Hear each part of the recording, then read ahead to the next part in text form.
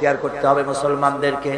জান্নাতের ভিতরেও আল্লাহ পাক যারা সবর করবে তাদের জন্য বিরাট নিয়ামত আল্লাহ পাক জান্নাতে দান করবেন। জান্নাতে যাওয়ার জন্য সবর একটা মহাগুণ, এই গুণ মুসলমানদের ভিতরে থাকতে হবে। আমার বন্ধুগণ, কোরআনে কারীমের ছোট্ট সূরা সূরা ওয়াল আসরের ভিতর থেকে যে কথাগুলি বিগত 4 দিন আর আজকে বলা হলো, জীবন আমাদের ব্যর্থ, জীবন আমাদের ক্ষতিগ্রস্ত। এই জীবন যদি আমরা সবল করতে চাই তাহলে 4টি আমল করা লাগবে, ঈমান আর আমলে সালেহ। আর আমাদের করা লাগবে আমলে সালেহের সাথে হকের দাওয়াত আর সবর ইখতিয়ার করতে হবে। এই সবর যদি করতে পারি, জিহাদের ময়দানে লোক যদি কম হয়, বেশি সংখ্যকের উপরে আল্লাহ পাক আমাদেরকে জয়ী করে দিবেন। ইয়াকুম মিনকুম 20 সাবিরুনা ইয়াগলিবু মিআতাইন। তোমাদের মধ্যে যদি 20 জন লোক যদি তোমাদের মধ্যে সাবের হয়, ধৈর্যশীল হয়, তাহলে 200 লোকের উপরে আমি আল্লাহ রাব্বুল আলামিন তোমাদেরকে জয়যুক্ত করে দেব। জোরে কোন সুবহানাল্লাহ। 20 জন যদি হয়, 200 উপরে আমি তোমাদেরকে জয়যুক্ত করে দেব। যাদের ময়দানে সবর ইখতিয়ারকারী লোকদেরকে আল্লাহ পাক জয়যুক্ত করবেন বলে ওয়াদা করেছেন। বিপদে ধৈর্যধারীর জন্য আল্লাহ পাকের পক্ষ থেকে সুসংবাদ রয়েছে, ওয়াবাশশিরিস সাবিরিনাল্লাযীনা ইযা আসাবাতুহুম মুসিবা ক্বালু ইন্না লিল্লাহি ওয়া ইন্না ইলাইহি রাজিউন। সুসংবাদ হচ্ছে সেই সব ধৈর্যধারীদের জন্য, সবর ইখতিয়ারকারীদের জন্য যারা বিপদ আসলে বলে, কি বলে? পড়েন আমার সাথে, ইন্না লিল্লাহি ওয়া ইন্না ইলাইহি রাজিউন। এইটা আমরা পড়ি কখন কেউ মরে গেলে বলি, আর পড়ি সমস্ত বিপদ আসলেই ইন্না লিল্লাহি ওয়া ইন্না ইলাইহি রাজিউন। আমরা তো জানিও না, দোয়া সব মুখস্থ করে মানছে, অনেক মানুষ অনেক দোয়া মুখস্থ করছে, কিন্তু লাগাবে কোন জায়গায় তা জানে না। একজনে শুনছে তার শাশুড়ি মারা গেছে, কয় নাউজুবিল্লাহ। আবার আরেকজনে বলছে, শুনছো বলে কি? বলে তোমার ছেলে তো মেট্রিকে ফার্স্ট হয়েছে, কয় ইন্না লিল্লাহ। দোয়া মুখস্থ করছে, লাগাইবে কোথায় জানে। ইসলাম আমাদের সব শিখাইছে। আশ্চর্য হবেন, বলবেন মাশাআল্লাহ, সুবহানাল্লাহ। খোঁজ খবরই শুনবেন, আলহামদুলিল্লাহ। খাইতে মজা লাগতেছে, বলবেন আলহামদুলিল্লাহ, সুবহানাল্লাহ। এইসব তো কিছু বলে চলে না, বিসমিল্লাহ পড়ে আল্লাহর নাম নিতেই চায়। আল্লাহ পাকের যখন বিপদ আসে, মুসিবত আসে, রব্বুল আলামিন বলেন বিপদ যখন আসে, মুসিবত যখন আসবে, বান্দা যারা মুমিন তারা পড়ে ইন্না লিল্লাহি ওয়া ইন্না ইলাইহি রাজিউন। নিশ্চয়ই আমরা আল্লাহর জন্য এবং আমাদের সকলকেই আল্লাহর কাছে ফিরে যেতে হবে, এই কথাটা মুমিনদেরকে বলতে হবে। ঘুমের দোয়া আছে, রাসূলুল্লাহ ঘুমাবার সময় দোয়া পড়তেন, নামাজের পরে দোয়া পড়তেন। কত দোয়া যে হুজুর পড়েছেন। ইমাম নববীর একটা কিতাবই আছে, কিতাবুল আযকার, এত বড় কিতাব। সিহাসেত্তা থেকে সমস্ত দোয়াগুলি বেছে বেছে তিনি এই কিতাবের মধ্যে এনেছেন, কিতাবুল আযকার। এই কিতাবুল আযকারের ভিতরে দেখা যায় রাসূলুল্লাহ কত দোয়া করেছেন, সকালে, সন্ধ্যায়, রাতে, শুতে, উঠতে, বসতে, হাসিতে, খুশিতে, বিপদে, মুসিবতে, সব সময় দোয়া করতেন। এই দোয়াগুলি আপনারা মুখস্থ করবেন, এই দোয়াগুলি বই কিনে নেবেন এবং তার থেকে মুখস্থ করবেন, অর্থ সহকারে জানবেন এই দোয়াগুলি কি মূল্যবান দোয়া। আল্লাহর কাছে এই দোয়াগুলি হুজুর করতেন। আমার বন্ধুগণ, সবরকারীদের জন্য আল্লাহ রাব্বুল আলামিন জান্নাতের ভিতরে সুউচ্চ মর্যাদা দান করবেন, তাদের জন্য সুসংবাদ রয়েছে। উলাইকা ইউজজাউনাল গুরফাতা বিমা সাবারু ওয়া ইউলাক্কাউনা ফিহা তাহিয়াতাও ওয়া সালামা। আল্লাহ রাব্বুল আলামিন তিনি বলছেন, এরা হচ্ছে সেই সব লোক যারা নাকি সবর ইখতিয়ার করেছিল দুনিয়ার ময়দানে। তাদেরকে আল্লাহ পাক জান্নাতের ভিতরে সুন্দর সুন্দর জায়গা, সুউচ্চ জায়গা, প্রশংসিত জায়গা তাদেরকে দান করা হবে এবং তাদেরকে শুভ সম্বোধন করা হবে। সেখানে তারা চিরকাল প্রবেশ করে থাকবে। আল্লাহর দয়া তো দারুণ বান্দার উপরে। বান্দা যদি একটু আমল করে, ভালো পথে চলে, গতকাল বলেছি সওয়াব করবেন একটা, আল্লাহ নেকি দেবেন 10টা। নেকির কাজ করবেন, আল্লাহ দিবে কয়টা? 10টা। তিনি তো রহমান, তিনি রহিম। এত দয়া তার বান্দা যদি আল্লাহ রাব্বুল আলামিনের দিকে, কোন বান্দা যদি এক বিগত এগোয়, আল্লাহ পাক তার দিকে হেঁটে আসেন। বান্দা যদি হেঁটে যায়, আল্লাহর রহমত বান্দার দিকে দৌড়াইয়া যায়। আল্লাহ পাক বলছেন, আমার গজবের চাইতে আমার রহমত বেশি। সুবহানাল্লাহ। আমার গজবের চাইতে আমার রহমত অনেক বেশি। খাজা বাবার দরবারে গিয়া, পীরের দরবারে গিয়ে, অর্থাৎ নাহক পীর, হকপন্থী পীর তো বাংলাদেশে বহুত আছে, দুনিয়ায় আছে। জোরে কোন আলহামদুলিল্লাহ। যারা দিনদার, ইমানদার, আলেমে দ্বীন, যারা মানুষকে নিয়ে ব্যবসা করে না, যারা মানুষকে বেদাতের দিকে চালায় না, শিরক এবং বেদাত মুক্ত করে তাওহীদের দিকে যারা চালায়, এরাই হলো হকপন্থী পীর। আর তাদের কারণে ইসলাম আজও টিকে আছে। বলেন আলহামদুলিল্লাহ। জোরে বলেন আলহামদুলিল্লাহ। সেই জন্য আকীদাকে শুদ্ধ করে নিতে হবে। কেউ কিছুই দিতে পারবে না, দেওয়ার মালিক হলো আল্লাহ রাব্বুল আলামিন। মালিক কে?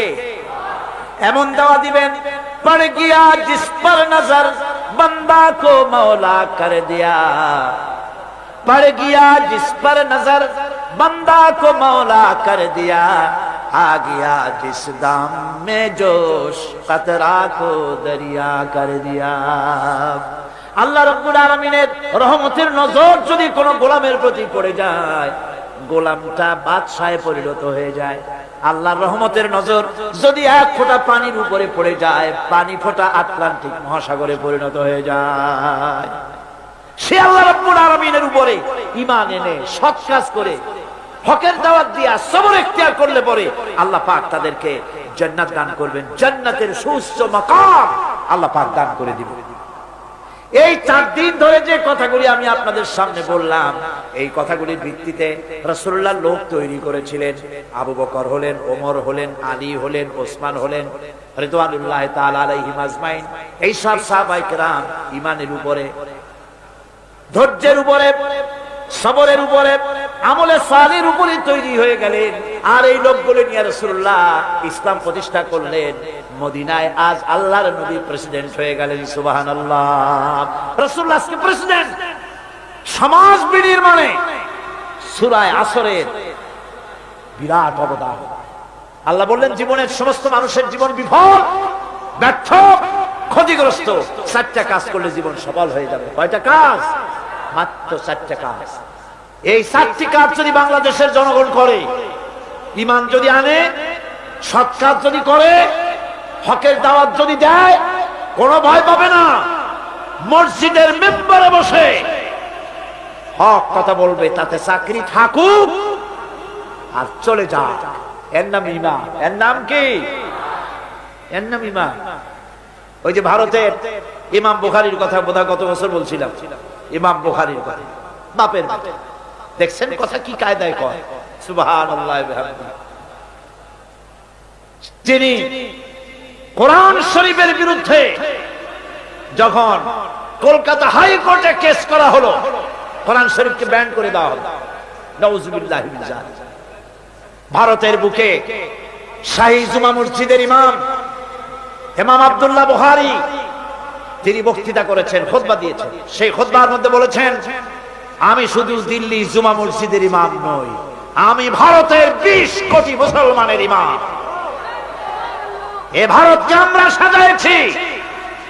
ভারতের কুতুব মিনার আমার করা, ভারতের তাজমহল, শীষমহল, দেওয়ানি আম, দেওয়ানি খাস সব মুসলমানদের করা। ভারত, পৃথিবীর মানুষেরা ভারতে যা দেখতে যায় সব কার করা? আমার মুসলমানের করা। ইমাম বুখারী বলেছেন, আমাদের করা সেই দেশের বুকে 20 কোটি মুসলমানের কলিজার সাথে সম্পর্কিত পৃথিবীর 120 কোটি মুসলমানের কলিজার সাথে সম্পর্কিত কোরআন ব্যান করবে। যদি কোন কোর্টের এই ভারতবর্ষে, ভারতের, ইন্ডিয়া কোন কোর্টের কোন বিচারপতি কোরআনকে ব্যান করা হলো এই রায় যদি ঘোষণা করে, তাহলে সেই বিচারপতিকে পাড়াইয়া ধরিয়া আমি আমার বাম হাত দিয়ে তার জিহ্বাটা টেনে ছিঁড়ে ফেলে দেব।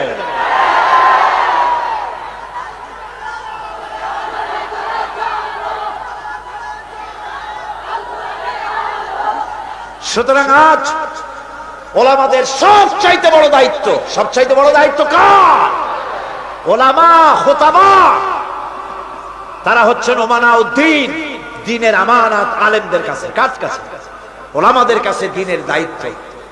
মাহফিলের ভেতরে, মসজিদের মেম্বরে দাঁড়িয়ে হক কথা বলতে হবে, নাহকের বিরুদ্ধে কথা বলতে হবে। চাকরি থাক আর চাক, কোনো পরোয়া করি না। রুজির মালিক আল্লাহ। রুজির মালিক কে? জোরে চিল্লা এখন কে?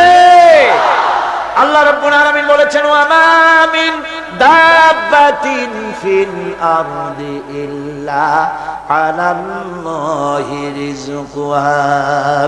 এই পৃথিবীর বুকে এমন কোন বিচরণশীল জীব নাই যে জীবের রিজকের দায়িত্ব আমি আল্লাহ আমার নিজ হাতে গ্রহণ করি নাই। বেটা রিজিকের মালিক আমি, তুমি সুসু করো কেন? তোমারও তো ভয় কেন? হক কথা বলতে হবে। হক কথা যদি সাহাবায়ে কিরাম না বলতেন, তাহলে মক্কা ইসলাম শেষ হয়ে যেত, মদিনা পর্যন্ত আসতে পারতো না। ঠিক কি রকম?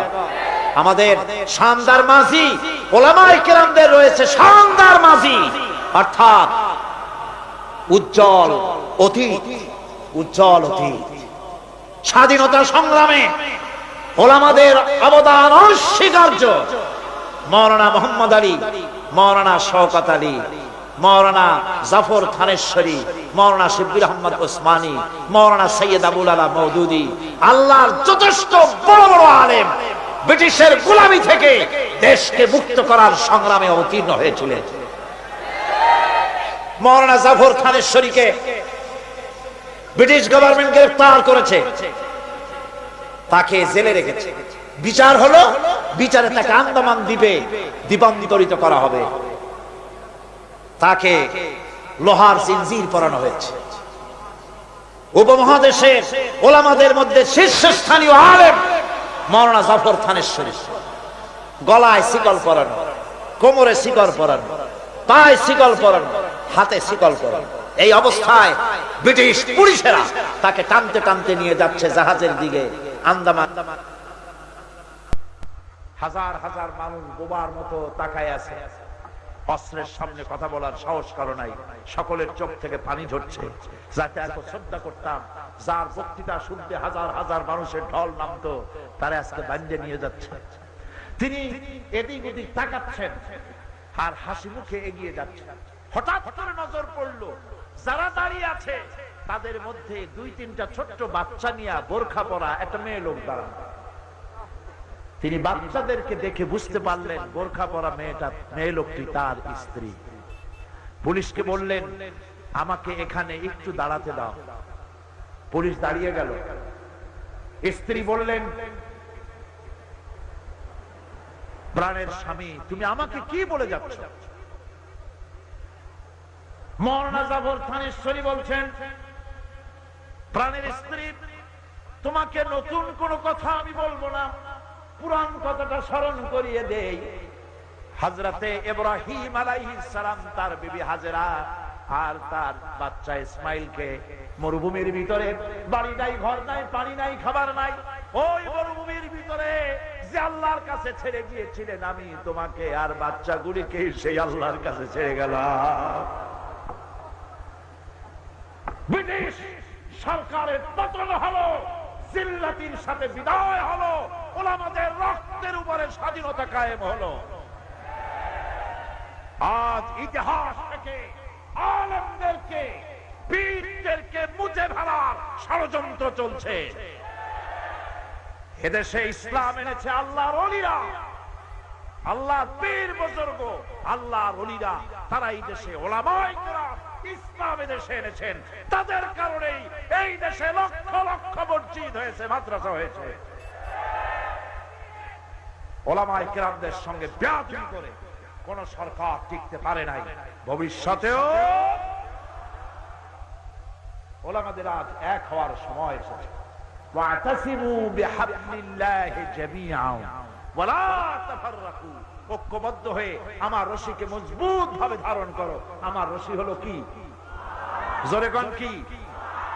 এই রশি, এটাকে আল্লাহ রশি বললেন, হাবলুল্লাহ, এটা আল্লাহ রশি। এই রশি আল্লাহ ছাড়িয়ে দিলেন কোথায়? দুনিয়ায়। আমরা ছিলাম কোথায়? তাও মনে নেই। আমরা ছিলাম জান্নাত। আমাদের বাপ মা কোথায় ছিলেন? জান্নাতে ছিলেন। জান্নাত থেকে পড়লাম কোথায়? দুনিয়া নামক কুয়ার মধ্যে। কুয়া থেকে কুয়ায় পতিত মানুষ উঠাবার জন্য সবচাইতে সুন্দর জিনিস কি? বাঁশ না লাঠি? রশি। রশি হলো সবচাইতে উপকারী। এখন এই রশি ধরে আপনি মানুষ উঠাবেন, সেজন্য সেই রশির আবার দুইটা শর্ত থাকতে হবে। রশির শর্ত কয়টা হবে? দুইটা। একটা শর্ত হলো রশিটা যেন পচা পাটের দড়ি না হয়, তাহলে নিচে যারা পড়ছে এরা যদি রশি ধরে আর উপর দিয়ে যদি টান দেয়, রশি ছিঁড়ে যাও বাঁচতো তাও শেষ। রশিটা হইতে হবে মজবুত। রশিটা কি হইতে হবে? দুই নম্বরে রশি যিনি ধরবেন কুয়ার উপর থেকে, তার হাতটা মজবুত হতে হবে, যেন কুয়ায় পতিত লোকেরা রশি ধরিয়া ঝুলা পড়লে ওনার হাত দিয়া ফসকিয়া মানুষগুলো সিটই পড়ে দাঁতগুলো না ভাঙে। সেই জন্য হাতটা কি হতে হবে? এবার আপনারা বলেন, হাবলুল্লাহ আল্লাহর রশি কি কোনো পচা পাটের দড়ি নাকি? আল্লাহর হাত কি কোনো শিথিল হাত নাকি? আল্লাহ বলছেন, ওই দুনিয়ার মানুষেরা, জান্নাতি তোমরা ছিলা, দুনিয়ায় আমি পাঠাইছি, উঠায় আনার জন্য রশি নাজিল করে দিলাম। রশি হলো কোরআন। ওয়াতাসিমু বিহাবলিল্লাহি জামিআন, আস্তাতা বলা হয় নাই যেখানটা খুশি সেখানটা ধরো, এরকম না, সবাই মিলে এক জায়গা দিয়া ধরো। রশির অপর প্রান্ত ধরে টেনে আমি আল্লাহ তোমাদেরকে আবার হারানো জান্নাতে পৌঁছাইয়া দেব। হারানো জান্নাতে আমরা কি আবার ফিরে যেতে চাই? কারা কারা চাই? আলহামদুলিল্লাহ, জোরে কোন আলহামদুলিল্লাহ।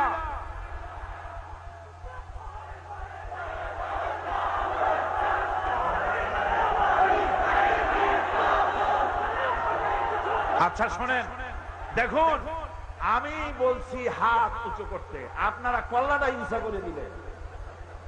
একটা কথা হইল, এত বড় মাহফিল ডিস্টার্ব করবেন না। আপনি কি দেখবেন? যেদিকে তাকাবেন সেদিকেই মাথা, একজনের মাথা আর একজনের দেখা ছাড়া আর কোনো পথ নেই। বসুন, দাঁড়িয়ে থাকবেন না। আমি আজকের বক্তৃতা খুব লম্বা করবো না, যেহেতু অনেক দূর থেকে লোকেরা এসেছেন, ফিরে যেতে হবে। কয়েকটি জরুরি কথা বলে সবচাইতে আকর্ষণীয় দোয়া, আখিরি মুনাজাত, সেই মুনাজাতের দিকেই আমি এগোচ্ছি। আমি বাংলাদেশে বসে আপনার কাছে যিনি যেখানে দাঁড়িয়েছেন আপনারা তাকে বসিয়ে দিন। কাউকে দাঁড়াতে দিবেন না, কাউকে হাঁটতে দিবেন না। এত বড় মাহফিলের ভিতর দিয়ে হাঁটা বেয়াদবি, এই কথাটা মনে রাখবেন। হাজার হাজার মানুষকে পাড়াইয়া ঠেলিয়া হাঁটা চূড়ান্ত বেয়াদবি। বন্ধুগণ, আমি বাংলাদেশের সমস্ত ওলামায়ে কেরাম, মাশায়েখে এজাম সকলকে বিনীতভাবে অনুরোধ করি, ওলামা মাশায়েখ ইসলামী দলগুলি যদি এক হয়ে যায়, এই দেশে ইসলাম কায়েম করা কোনো কঠিন বিষয় নয়। আমার এই কথা কি ঠিক? ওলামারা এক হইলে, পীর সাহেবরা, ইসলামী দলগুলি এক হলে ইসলাম যে কায়েম হয়ে যাবে, এ কথা আমাদের শত্রুরা বোঝে নাকি বোঝে না? বোঝে কি না? বোঝে বলেই এক হতে দেয় না। আপনারা যেন অন্যদের শিকার হবেন না, ম্যাক্সিমাম স্যাক্রিফাইস করতে আমরা যেন পারি। সমস্ত টুপি আমরাই পাস করি, বানাইতে পারবো না, সম্ভব? সব টুপিগুলি গোল বানাইতে পারবো না, সব টুপিগুলি কিস্তি বানাতে পারবো না। জামায় টুপিতে বিভিন্ন ব্যাপারে কিছুটা ব্যতিক্রম তো থাকবেই, অতীতেও ছিল, এখনো আছে। সুতরাং এইগুলিকে আল ইত্তেহাদ মাল ইখতিলাফ, ছোটখাটো মতভেদ ভুলে গিয়ে ঐক্যের প্ল্যাটফর্মে আসতে পারলে এদেশে ইসলাম কায়েম হওয়ার সম্ভাবনা 100-তে 100 ভাগ। শুনলেন না বিদেশি বক্তারা কি বক্তৃতা করলেন? জীবনেও এত বড় কোরআনের মাহফিল চোখে দেখেন। সুবহানাল্লাহ, সুবহানাল্লাহ। সেই বাংলাদেশে যদি কোরআনের শাসন কায়েম না হয়, তাহলে আমি একটা মারাত্মক বড় কথা বলবো। এই দেশে যদি ইসলাম কায়েম না হয়, সাধারণ জনগণ দায়ী হবে না। কিয়ামতে আমি আশঙ্কা করি আলেম ওলামা, পীর বুজুর্গ, ইসলামী দলগুলি দায়ী হয়ে যাওয়ার সম্ভাবনা বেশি। আল্লাহ যেন দয়া করে সব ওলামাদেরকে, পীর সাহেবদেরকে বুকে বুকে মেলার তৌফিক দান করে দেয়। আল্লাহ যেন আমাদের মধ্যে পারস্পরিক মহব্বতকে বৃদ্ধি করে দেন। আওলাদ রাসূল আমার থেকেও সুন্দর করে বলেছেন, আলিয়া পড়লে চোখে দেখতে পারে না, তার ইলম সব কুছ খালিয়া। আর দেওবন্দীদেরকে এইভাবে উনি একটা বলেছেন।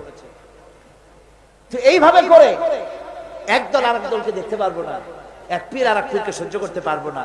এটাই আমাদের পতনের কারণ। আল্লাহ যেন আমাদের সকলকে এক প্ল্যাটফর্মে বসার, একজন আরেকজনকে চুমা খাওয়ার, বুকের সাথে লাগাবার তৌফিক আল্লাহ যেন দিয়ে দেন। সকলে কোন আমিন।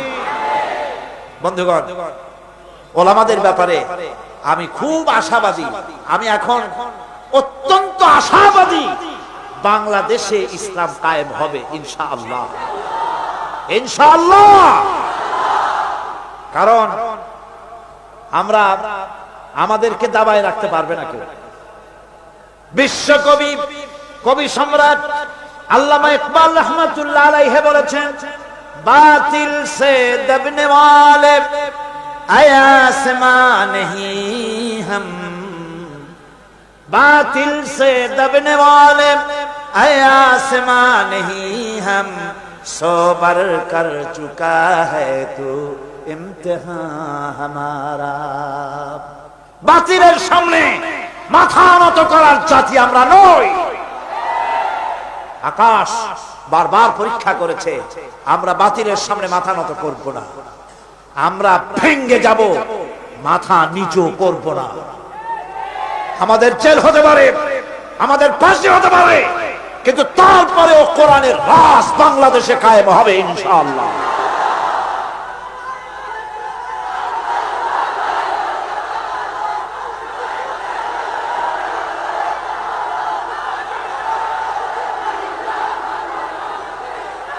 আজকে